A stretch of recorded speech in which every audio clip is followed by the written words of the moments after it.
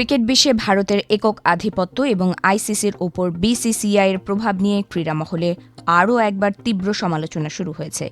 টি-20 বিশ্বকাপ থেকে বাংলাদেশের নাম প্রত্যাহার এবং তড়িঘড়ি করে স্কটল্যান্ডকে অন্তর্ভুক্ত করার ঘটনাকে অনেকে আইসিসির নগ্ন গোলামি হিসেবে দেখছেন।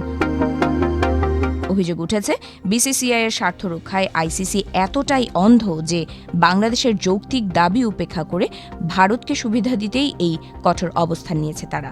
সূচি পরিবর্তনের সুযোগ থাকা সত্ত্বেও ভারতের ইচ্ছার বিরুদ্ধে না গিয়ে আইসিসি বাংলাদেশকে কার্যত টুর্নামেন্ট থেকে ছিটকে দিয়েছে। ক্রীড়া বিশ্লেষকদের মতে আইসিসি এখন আর নিরপেক্ষ কোনো সংস্থা নয়, বরং ভারতের ক্রীড়ক বা দাসে পরিণত হয়েছে। ক্রিকেটের চেতনাকে বিসর্জন দিয়ে ভারতের গোলামি করার এই চিত্র বিশ্ব ক্রিকেটের জন্য এক কলঙ্কজনক অধ্যায় হয়ে থাকবে। এদিকে বিশ্বকাপে খেলার যোগ্যতা অর্জন করেও খেলতে না পারা বাংলাদেশের জন্য বেশ দুর্ভাগ্যজনক বলে উল্লেখ করছেন অনেকে। আইসিসি ও বিসিসিআইয়ের কূটচালের কাছে বাংলাদেশ পরাজিত হয়েছে বলেও মনে করছেন অনেকে। এ পরিস্থিতিতে বাংলাদেশের প্রতি সহমর্মিতা জানিয়েছে খোদ স্কটল্যান্ড। বাংলাদেশ বাদ পড়ায় বিশ্বকাপের মতো বড় আসরে খেলার সুযোগ হচ্ছে তাদের।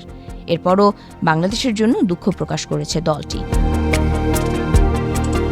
আইসিসি বাংলাদেশকে বাদ দেয়ায় এভাবে পেছনের দরজা দিয়ে বিশ্বকাপে আসার কারণে অনেক মহলে সমালোচনার শিকার হতে পারে স্কটল্যান্ড। এ বিষয়ে লিন্ডব্লেড বলেন, মানুষের নিজস্ব মতামত থাকতেই পারে। আমরা শুধু এটুকুই জানি যে আমাদের অংশ নেয়ার জন্য আমন্ত্রণ জানানো হয়েছে। আমরা বিশ্ব র্যাঙ্কিংয়ে 14 নম্বর দল এবং বছর জুড়েই আমরা ধারাবাহিকভাবে ভালো ক্রিকেট খেলি।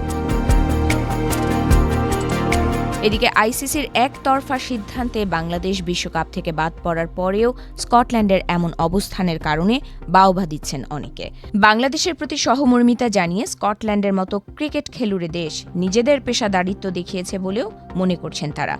ভারত ও আইসিসির বিতর্কিত কর্মকাণ্ডের মধ্যেও স্কটল্যান্ডের মতো দলগুলোর কারণে ক্রিকেট ভদ্রলোকের খেলা এই উক্তি এখনও টিকে রয়েছে বলেও মনে করছেন ক্রিকেট বোদ্ধারা।